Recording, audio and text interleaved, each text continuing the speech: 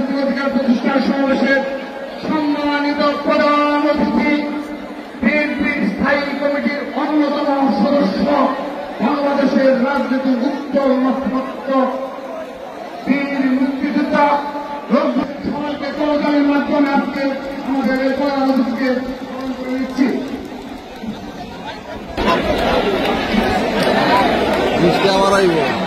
ইতিমধ্যে আজকের এই সমাবেশকে সফল করতে কারণের রাজনৈতিক অধিকার প্রতিষ্ঠানের সমাবেশের প্রধান অতিথি, বাংলাদেশ জাতীয়তাবাদী দল বিএনপির স্থায়ী কমিটির অন্যতম সদস্য জনাব নজরুল ইসলাম খান আমাদের মধ্যে উপস্থিত হয়েছে। বিচ্ছিন্নভাবে মাঠের আশেপাশে ঘোরাফেরা করছেন, আপনাদেরকে দ্রুত মাঠে চলে আসার জন্য আমরা অনুরোধ করছি।